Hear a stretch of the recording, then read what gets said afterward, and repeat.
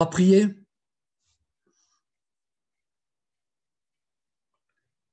Notre Père, nous ouvrons ta parole, nous te demandons que tu nous aides à entrer dans ta pensée, à connaître ce que tu veux que nous connaissions de toi, non seulement pour pouvoir être encouragés, mais pour te glorifier dans notre vie, pour ajuster notre vie à la tienne. Vraiment, nous comptons sur ta grâce, notre Père, dans le nom de Jésus. Amen. Je vais vous proposer 4 courtes lectures que j'ai sélectionnées dans les évangiles. On va commencer avec l'évangile de Matthieu, Marc, Luc et Jean. Donc, ce n'est pas difficile. Voilà, le premier qui va apparaître maintenant. Merci, Patrick. Matthieu 20, 28. C'est ainsi que le Fils de l'homme est venu, non pour être servi, mais pour servir et donner sa vie comme la rançon de beaucoup. Voilà ce que Matthieu nous dit. Écoutons ce que Marc va nous dire. Commencement de l'évangile de Jésus-Christ, Fils de Dieu, selon qu'il est écrit dans Ésaïe le prophète, voici, j'envoie devant toi mon messager qui prépare ton chemin. C'est la voix de celui qui crie dans le désert, préparez le chemin du Seigneur, aplanissez ses sentiers. Luc, chapitre 2. L'ange dit, ne craignez point, je vous annonce une bonne nouvelle qui sera pour tout le peuple le sujet d'une grande joie. C'est qu'aujourd'hui, dans la ville de David, il vous est né un sauveur qui est le Christ le Seigneur. Voici à quel signe vous le reconnaîtrez. Vous trouverez un enfant emmailloté, couché dans une crèche. Vous connaissez ce verset. Et puis, le passage suivant, dans l'évangile de Jean, chapitre 20, Thomas répondit à Jésus, « Mon Seigneur et mon Dieu. » Jésus lui dit, « Parce que tu m'as vu, tu as cru. Heureux ceux qui n'ont pas vu et qui ont cru. » Jésus a fait encore, en présence de ses disciples, beaucoup d'autres miracles qui ne sont pas décrits dans cet évangile de Jean. Mais ces choses ont été écrites afin que vous croyiez que Jésus est le Christ, le Fils de Dieu, et qu'en croyant, vous ayez la vie en son nom.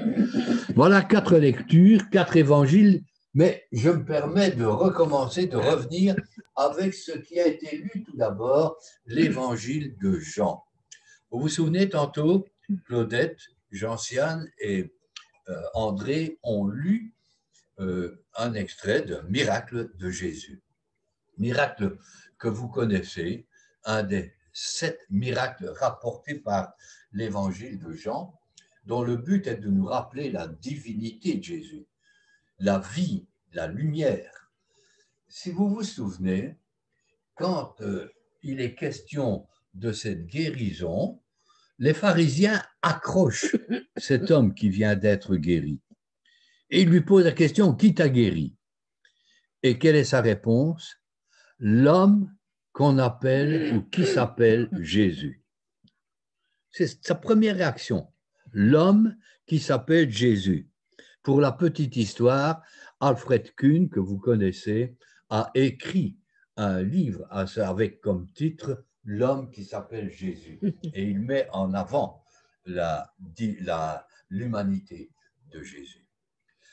Un peu plus tard, ce mendiant guéri, aveugle guéri, est de nouveau houspillé par les pharisiens.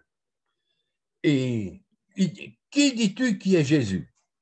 Et lui, à ce moment-là, il répond, c'est pour moi, c'est un prophète. Et enfin, après, en fin de récit, Jésus le rencontre et Jésus lui pose la question, crois-tu au Fils de Dieu? Qu'est-ce qu'il répond? Je crois, Seigneur. Vous avez remarqué qu'au travers de ces 3 appellations, il y a une progression. L'homme, qu'on appelle Jésus, prophète, Seigneur. Il y a cette progression qui ne vous a certainement pas échappé et qui montre que c'est un peu le cheminement dans une vie spirituelle. Qui est Jésus? Mais Jésus, c'est un homme qui a vécu au milieu des hommes. C'est l'homme, mais qui est Dieu. C'est l'homme qui vient révéler le Père, qui vient nous parler de la part du Père. Et c'est pourtant celui qui est le Seigneur. Et la Bible, elle va vraiment faire tout ce qui est nécessaire pour nous rappeler que Jésus est homme et qu'il est Dieu. À la fois homme, à la fois Dieu. Et pour nous, c'est un mystère. C'est quelque chose que nous ne pouvons pas saisir avec notre intelligence. Nous sommes incapables de comprendre ce mystère de cette unité du Père, du Fils, et comment ce Fils, comment Jésus devient homme. Nous ne pouvons l'accepter que par la foi. Et en dehors de cela, logiquement, ce n'est pas possible. Il faut que nous ayons cette démarche de foi, admettre que Jésus est homme et en même temps que Jésus est Dieu. Qu'il est Dieu et en même temps qu'il est homme. Les évangiles précisent cela avec force. Et les 4 évangiles, d'une manière ou d'une autre, vont mettre l'accent sur cette vérité. Vous vous souvenez de Marc, ce qu'on a dit au sujet de Marc? Et il nous dit commencement de l'évangile du Fils de Dieu. Ah. Et il va faire appel à un prophète Ésaïe et prophète Malachie. Et il va citer le prophète. Et quand je regarde dans l'Ancien Testament ce que le prophète nous dit, le prophète va beaucoup plus loin. Malachie, il va faire la citation en disant « Ainsi parle l'Éternel ». Alors, je regarde l'Ancien Testament, « Ainsi parle l'Éternel ». Et Marc va prendre ce texte et il va l'attribuer au Seigneur Jésus.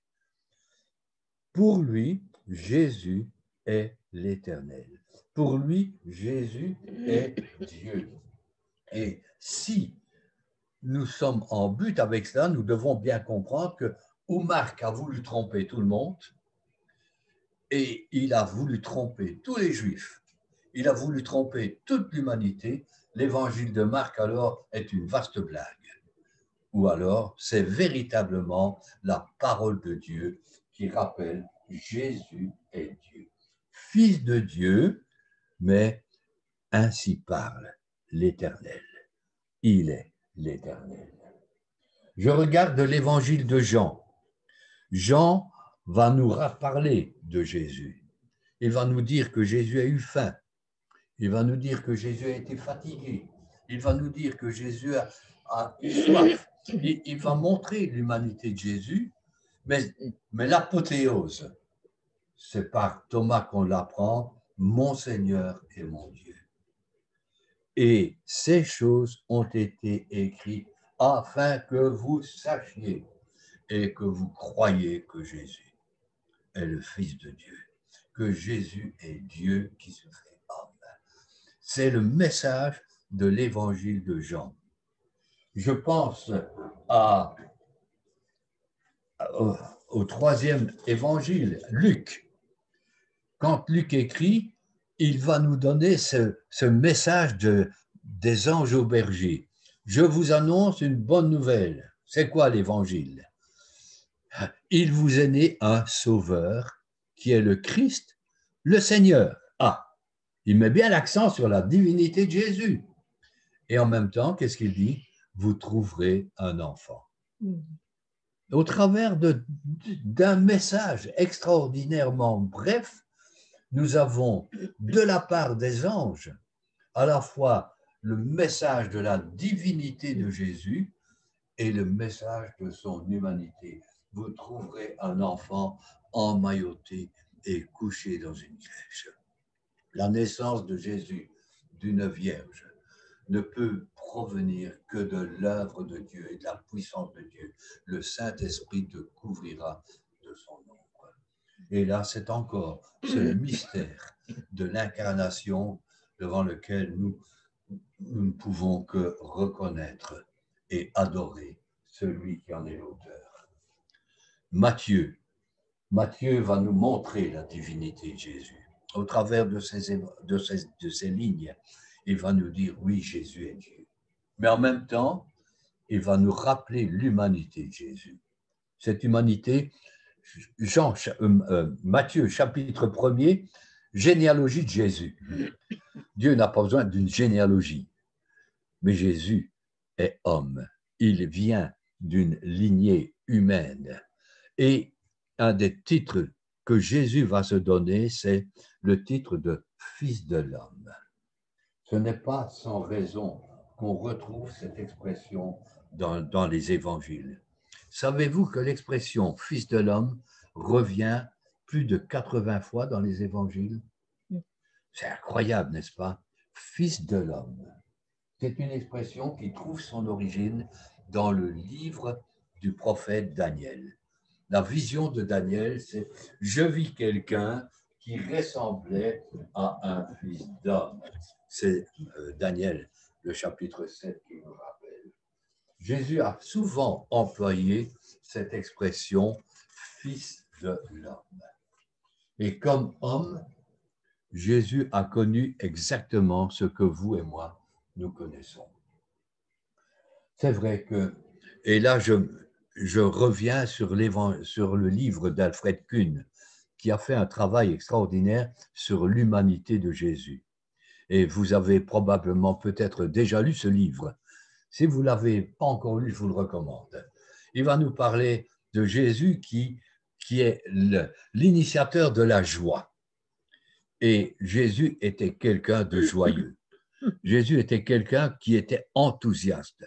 D'ailleurs, pour que les gens le suivent comme il le suivait, c'est qu'il y avait un attrait, c'est qu'il y avait un intérêt. Jésus était celui qui communiquait la joie. Et les joies humaines, les joies simples, on parle bien sûr de la joie du salut. On parle de la joie d'avoir notre nom écrit dans le livre de vie. Mais Jésus était-il quelqu'un de triste? Quand on le voit avec les enfants, quand on voit comment les gens l'entouraient, le suivaient. Vous savez, est-ce que Jésus était un rabat-joie? On l'invite à un mariage.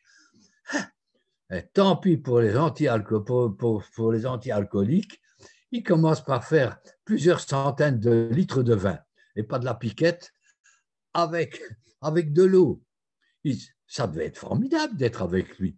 Ça devait être précieux quand toutes les fois qu'il a été invité à des repas. Vous avez déjà regardé? On l'invitait, il y allait. Et quand on allait, est-ce qu'on invite des gens qui sont moroses, qui sont tristes, qui sont rabat-joie? Mais non, il y avait une joie et cette joie, elle était là, communicative. Il y avait quelque chose qui ressortait. Regardez l'humanité de Jésus. Là encore, je me base sur ce que Alfred Kuhn a écrit en parlant des difficultés matérielles. Alfred Kuhn relève que Jésus vient d'une famille nombreuse. Dans l'évangile de Marc, on nous dit qu'il y avait au moins 4 frères, on nous donne les noms, et qu'il y avait des sœurs, on ne dit pas combien. En tout cas, c'était une famille nombreuse. Joseph était menuisier. Est-ce que vous ne croyez pas que ça devait être difficile pour les fins de mois? Quand il fallait nourrir toute cette marmaille, quand il fallait nourrir toute la famille. Jésus n'est pas né dans un château, il est né dans une étable. On l'a mis dans une crèche. On l'a emmailloté, couché, comme un petit bébé, là où c'était pauvre. Ça ne devait pas sentir bon dans l'étable. Et puis là, il est né. Il n'avait pas un lieu où reposer sa tête. À certains moments, il n'y avait même pas assez pour payer les contributions. Il a fallu qu'il envoie ses disciples à la pêche pour payer. Vous savez, Jésus a connu aussi les difficultés matérielles. Il a probablement connu les fins de mois difficiles. C'était des femmes qui le suivaient, qui le soutenaient financièrement. Quand on y pense, il a connu ce que nous connaissons, il a connu les mêmes difficultés, il s'est mis en colère. Jésus en colère, ah ben oui. Et quand il a pris le fouet pour chasser les vendeurs du temple, ben, j'aurais pas voulu être là à ce moment-là. Hein. Non, il s'est mis en colère. Il a eu les mêmes sentiments, les mêmes réactions. Il a dénoncé l'hypocrisie. Il était sincère quand il parlait. Toute sa vie a été marquée par la même humanité. Il a eu les mêmes volontés, il a eu les mêmes tentations, il a eu les mêmes combats que vous et moi. Nous devons redécouvrir l'humanité de Jésus. Et nous devons ne pas la sous-estimer. Ah, c'est Dieu qui s'est fait homme, il est venu pour mourir. C'est vrai. Mais avant sa mort, il a vécu. Et ce que la Bible nous dit de sa vie, elle doit nous servir de modèle. Elle doit nous servir d'exemple. C'est vrai qu'il a connu tout ce que nous connaissons, sauf le péché. Il a été le vainqueur du péché. D'ailleurs, il le dira, qui de vous me convaincra de péché? Mais il a connu les mêmes problèmes, les mêmes combats, les mêmes difficultés. Et la vie de Jésus, elle est là pour nous servir d'exemple. Jésus dira lui-même en Jean 13, « Je vous ai donné un exemple afin que vous fassiez comme j'ai fait. » 1 Pierre chapitre 2, verset 21, lorsqu'il est question des souffrances, l'apôtre Pierre dira, « C'est à cela que vous avez été appelés, parce que Christ aussi a souffert pour vous laisser un exemple, afin que vous suiviez ses traces. » Jésus est notre modèle de vie. Et je pense que c'est important, alors que nous souvenons nous nous préparons pour ce Noël en disant, oui, Jésus vient sur terre, il est homme. Et sa vie doit nous servir de modèle, doit nous servir d'exemple. Les questions sont simples. Comment Jésus réagirait-il à ma place? Qu'est-ce que Jésus dirait à ma place? Qu'est-ce que Jésus pense de ceci et de cela? Tiens, je dois prendre une décision. Qu'aurait décidé Jésus? Vous voyez, il est l'exemple, il est le modèle. Et plus nous allons le connaître, plus nous allons nous imprégner de la parole de Dieu, des évangiles, plus nous allons voir comment nous pouvons, nous, réagir, comment nous pouvons vivre, comment nous pouvons accomplir notre destinée. Après tout, est-ce que nous ne voulons pas dire « te ressembler Jésus, c'est mon espoir suprême ». Et si c'est notre espoir, il faut connaître Jésus pour le suivre. Il faut connaître pour suivre son exemple. L'humanité de Jésus est là comme modèle pour chacun de nous. Mais j'aimerais aussi, si vous le permettez, souligner aussi l'expression « fils de l'homme ». Je vous ai dit que cette expression revient plus de 80 fois dans les évangiles. Et Jésus souvent employait cette expression, le Fils de l'homme. Je l'ai relevé dans Matthieu tout à l'heure. Le Fils de l'homme est venu chercher et sauver ceux qui étaient perdus.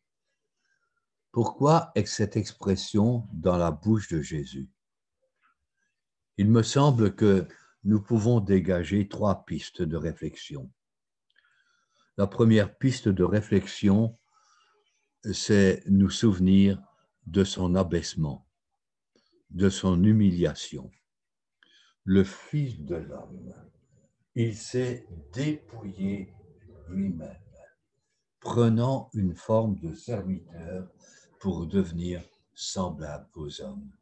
Lui qui est dans la gloire, lui qui est dans le ciel, dans une communion parfaite de sainteté, de lumière, il quitte tout cela, il s'abaisse, il descend jusqu'à nous, il s'humilie, il se met à notre niveau.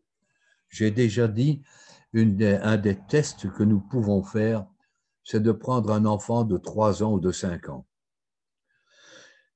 Et pendant quelques heures, essayer de ne penser que comme un enfant de 5 ans, de ne parler qu'avec le vocabulaire d'un enfant de 5 ans, de ne voir les choses que comme un enfant de 5 ans peut les voir. Il faut vraiment se limiter, n'est-ce pas, pour arriver à ça. Et on n'y arrive pas. Lui, le Seigneur des Seigneurs, le Roi des Rois, se met dans la peau d'un être humain avec toutes les limitations liées à notre humanité. Oui, il est le Fils de l'homme. Il s'est abaissé. Et Noël, c'est cet abaissement, cette humiliation. Mais en même temps, en étant Fils de l'homme, il est aujourd'hui l'homme tel que Dieu l'a voulu. Dieu voulait créer un homme impeccable, et il a créé Adam. Adam créé à l'image de Dieu, fabuleux, quelle destinée, quel programme. Mais nous savons ce qui est arrivé, comment Adam a tout gâché, comment Adam a désobéi et a perdu sa vocation d'homme. Et il a entraîné avec lui toute la race humaine. Jésus est l'homme parfait. Il est, la Bible dit, le deuxième homme. Il est celui qui commence une nouvelle lignée d'humain semblable tel que Dieu l'a conçu, tel que Dieu le voit. Et c'est en cela que Jésus non seulement réalise devant Dieu la perfection de l'être humain, mais il est aussi notre modèle d'être humain. En tant qu'être humain, nous avons un modèle au travers de Jésus. Je reviens, il est notre exemple, il est celui qui peut nous montrer, voilà l'homme, tel que Dieu le veut, et voilà ce que vous et moi, nous sommes appelés à devenir. C'est notre destinée, c'est le plan de Dieu que nous soyons semblables à son Fils. Et chaque journée doit nous amener à un progrès, tout doucement, avancé, pour être l'humain que Dieu a voulu de toute éternité et qui a été gâché par le péché. Et puis, pour conclure, non seulement Jésus est le Fils de l'homme, humilié, abaissé, non seulement il est le Fils de l'homme, homme parfait selon Dieu, mais il est celui aussi qui se présente dans l'éternité comme le Fils de l'homme. Il est Dieu, mais dans l'éternité, il sera toujours marqué par cette humanité. J'aimerais vous en convaincre avec quelques versets. Un des premiers versets, et j'ai demandé à Rosanna de nous lire quelques versets. Il y en a un que je vais lire qui m'a interpellé aussi, mais je voudrais que tu lises maintenant Hébreux chapitre 2. D'abord, oui, ça. Le premier verset, c'est noté. Tu l'as ici, comme ça. Merci. Hébreux 2, les versets 6 à 9. Or, quelqu'un a rendu quelque part ce témoignage. Qu'est-ce que l'homme pour que tu te souviennes de lui? Ou le Fils de l'homme pour que tu prennes soin de lui? Tu l'as abaissé pour un peu de temps au-dessous des anges. Tu l'as couronné de gloire et d'honneur. Tu as mis toutes choses sous ses pieds. En effet, en lui soumettant toutes choses, Dieu n'a rien laissé qui ne lui soit soumis.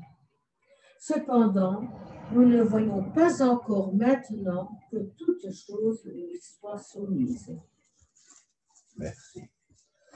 Nous ne voyons pas maintenant la gloire de Jésus. Nous ne connaissons pas tout. Mais nous savons que de par son abaissement, de par son humanité, il est maintenant glorifié. Il est l'homme selon le cœur et la pensée de Dieu. Écoutez la suite. Mais celui qui a été abaissé pour un peu de temps au-dessous des anges, Jésus, nous le voyons couronné de gloire et d'honneur à cause de la mort qu'il a soufferte. Ainsi, par la grâce de Dieu, il a souffert la mort pour tous. Il y a un certain moment, Jésus est arrêté, il est interrogé par le souverain sacrificateur. Et je lis ceci, remarquez bien, ce sont le chapitre 26 de l'évangile de Matthieu, ce sont les versets 63 et suivants. Jésus garde le silence et le souverain sacrificateur, prenant la parole, lui dit « Je t'adjure par le Dieu vivant de nous dire si tu es le Christ, le Fils de Dieu. » Vous avez bien entendu ça? Je t'adjure par le Dieu vivant de nous dire si tu es le Christ, le Fils de Dieu. Et quelle est la réponse de Jésus? Jésus lui répondit, tu l'as dit. De plus, je le déclare, vous verrez désormais le Fils de l'homme assis à la droite de la puissance de Dieu et venant sur les nuées du ciel. Es-tu le Fils de Dieu? Tu l'as dit, mais vous verrez le Fils de l'homme. Là encore, au travers de cette déclaration, Jésus va réaffirmer sa divinité, mais son humanité. Fils de Dieu, tu l'as dit, Fils de l'homme. Et c'est en tant que Fils de l'homme que nous le verrons venir et que nous le verrons assis à la droite de la puissance de Dieu et venant sur les nuées du ciel. Voici pour conclure 4 versets qui se trouvent dans l'évangile de Matthieu, Matthieu 16, 27. Car le Fils de l'homme doit venir dans la gloire de son Père avec ses anges. Et alors, il rendra à chacun selon ses œuvres. C'est le Fils de l'homme qui viendra dans la gloire. Matthieu 19, 28. Jésus leur répondit, je vous le dis en vérité, quand le Fils de l'homme, au renouvellement de toutes choses, sera assis sur le trône de sa gloire, vous qui m'avez suivi, vous serez de même assis sur 12 trônes et vous jugerez les 12 tribus d'Israël. C'est encore le Fils de l'homme qui va venir dans sa gloire et qui va rétablir toutes choses. Matthieu 24, 30. Alors le signe du Fils de l'homme paraîtra dans le ciel. Toutes les tribus de la terre se lamenteront et elles verront le Fils de l'homme venant sur les nuées du ciel avec puissance et une grande gloire. Et enfin, Matthieu 25, 31.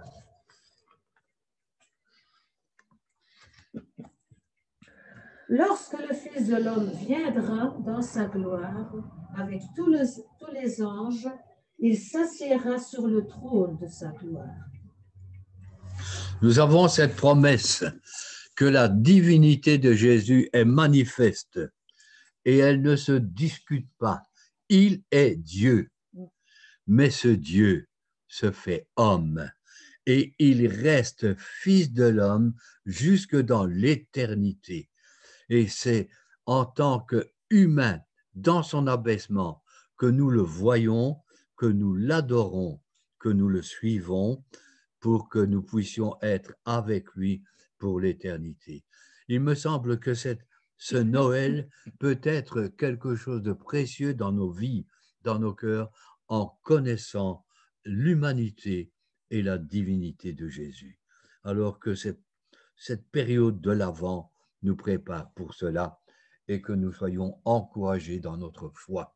Nous avons raison de croire que Jésus est Dieu, de croire que Jésus est homme.